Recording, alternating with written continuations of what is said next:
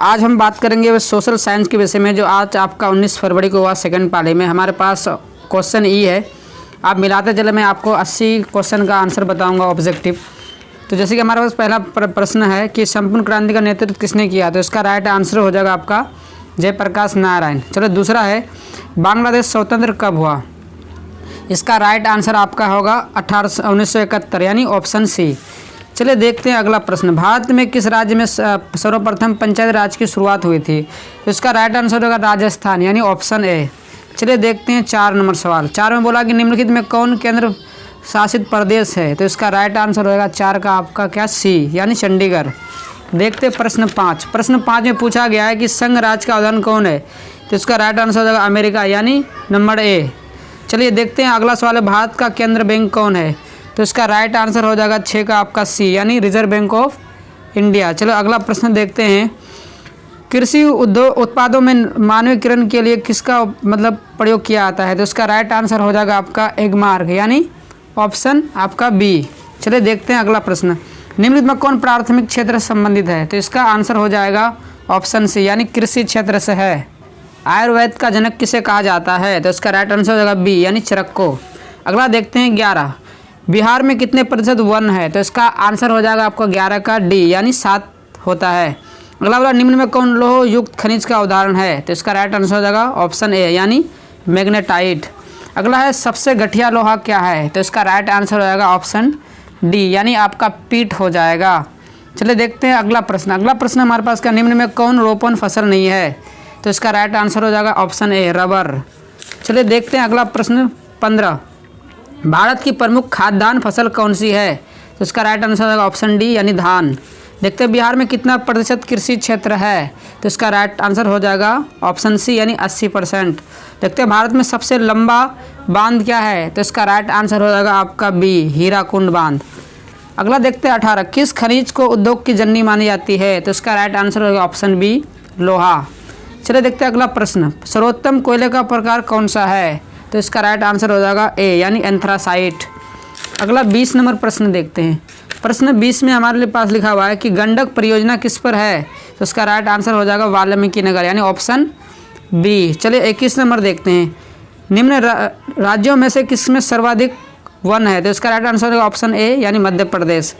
अगला 22 नंबर प्रश्न देखते हैं। 22 में बोला कहलगांव तापीय विद्युत परियोजना कहाँ पर है, तो इसका राइट आंसर हो जाएगा ऑप्शन ए यानी भागलपुर।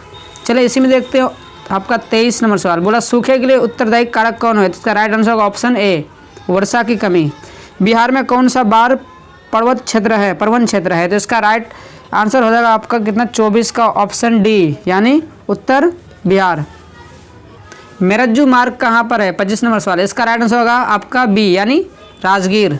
अगला सवाल है, सासाराम नगर का विकास कब हुआ, तो इसका राइट आंसर हो जाएगा आपका 26 का क्या ऑप्शन ए यानी मध्य युग में।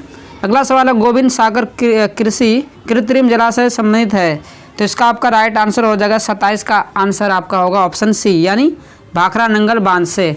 चलिए देखते हैं 28 प्रश्न। 28 में लिखा हुआ, सर्वाधिक भूस्खलन किस राज्य में होती है, इसका राइट आंसर होगा ऑप्शन ए यानी उत्तराखंड।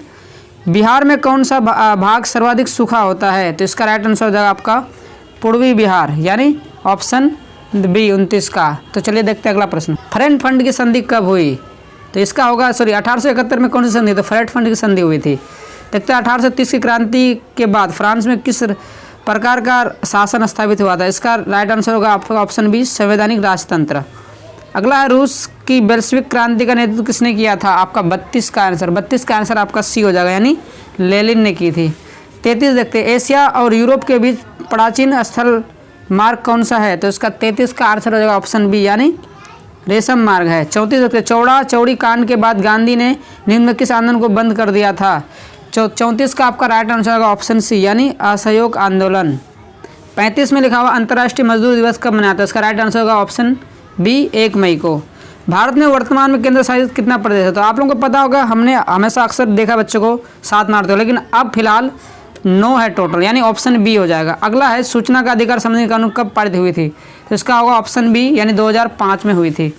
अगला आपका 38, किसने कहा था लोकतंत्र जनता का जनता के लिए बनाया शासन है, तो इसका ऑप्शन बी होगा इब्राहिम लिंकन ने कहा था। अगला वाला, पंचायती राज का संवैधानिक दर्जा किस संशोधन में दिया गया था, तो 39 का राइट आंसर हो जाएगा आपका 72वां, यानी ऑप्शन ए। अगला सवाल है, भारत में लोकतंत्र की सफलता का क्या बाधा हो सकता है? तो इसका आपका ऑप्शन डी होगा, इनमें सभी हो जाएगा। अगला बोला 3 कठिया प्रणाली किस पर लागू होती है? तो इसका राइट आंसर होगा ऑप्शन ए, किसानों पर। अगला बोला जालियांवाला हत्याकांड के लिए किस प्रकार की समिति का गठन किया था?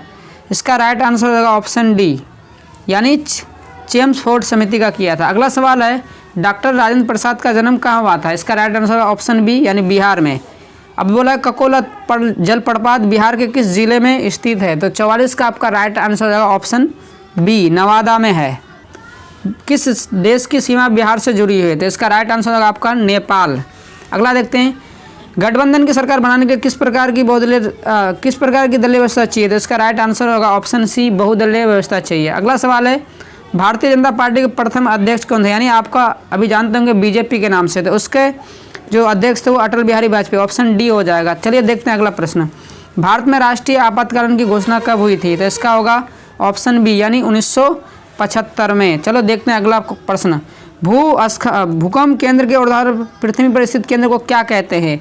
यानी 49 का आंसर हो जाएगा ऑप्शन बी, यानी अधिकेंद्र कहते हैं। सुनामी किससे संबंधित है? तो आपका ऑप्शन सी होगा, क्यों सुनामी समुद्र में आती है। मलबे के नीचे दबे लोगों का पता लगाने के किस यंत्र का उपयोग किया था? इसका राइट आंसर होगा ऑप्शन सी, 51 का। चलिए देखते हैं अगला प्रश्न, निम्न में कौन प्राकृतिक आपदा है? तो आपका आंसर हो जाएगा ऑप्शन सी, भूकंप प्राकृतिक आपदा है। निम्नलिखित में कौन खरीफ फसल है? तो इसका ऑप्शन डी हो जाएगा, क्योंकि धान खरीफ फसल है।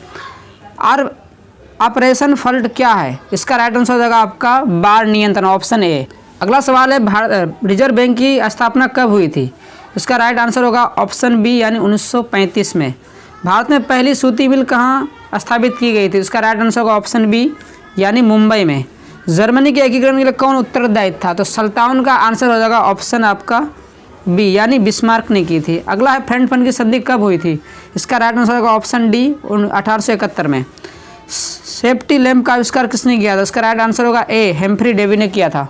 अगला प्रश्न, भारत छोड़ो आंदोलन का प्रसिद्ध नारा क्या था? तो ऑप्शन बी होगा, करो या मरो। अगला सवाल है, समाजवादी की बाइबल किसे कहा था? तो इसका राइट आंसर होगा ऑप्शन बी, दास कैपिटल को। अगला सवाल है, भारतीय राष्ट्रीय कांग्रेस की स्थापना कब हुई?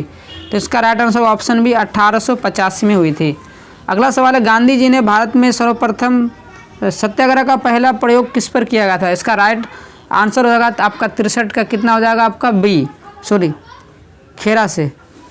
तो ये आपका ऑप्शन ए हो जाएगा, चंपारण से। अगला सवाल है, मुद्रण का आविष्कार कहाँ से हुई थी? यानी किसने की थी, कौन सा देश? इसका राइट आंसर होगा ऑप्शन सी, यानी चीन से हुई थी। अगला सवाल है, भारत में राष्ट्रीय आय की गणना कौन करता है? तो इसका ऑप्शन ए होगा, केंद्रीय सांख्यिक संगठन है, CSO ने। अगला वाला, निम्न में कौन पिछड़ा राज्य है? तो इसका आंसर होगा ऑप्शन डी। आप जानते हैं बिहार पिछड़ा राज्य है सबसे ज़्यादा। आर्थिक क्रियाओं का क्या उद्देश्य होता है? तो इसका राइट आंसर होगा जीविकोपार्जन। अगला सवाल है, भारतीय राष्ट्रीय आय का सर्वप्रथम अनुमान किसने लगाया था? इसका राइट आंसर होगा ऑप्शन डी, दादा भाई नौरोजी ने किया था। दीर्घकालीन ऋण प्रदान करने वाली संस्था क्या कहलाती है? तो इसका राइट आंसर हो जाएगा आपका भूमि विकास बैंक किया था। अगला सवाल है, उपभोक्ता अधिकार दिवस कब मनाया जाता है? तो 70 का राइट आंसर होगा ऑप्शन बी, यानी 15 मार्च को किया जाता है। पंजाब में भूमि निम्नीकरण का मुख्य कारण क्या है? तो इसका होगा ऑप्शन डी, अधिक सिंचाई। देखते हैं 72 सोपानी कृषि प्रचलित किस में है? तो इसका राइट आंसर होगा आपको 72 का, ऑप्शन डी, यानी उत्तराखंड में। निम्न में कौन संचार का सबसे महत्वपूर्ण अंग है, अगर सोचा है तो इसका राइट आंसर आपने जो यहाँ दिया होगा ऑप्शन डी होना चाहिए, क्योंकि यहाँ सभी होगा।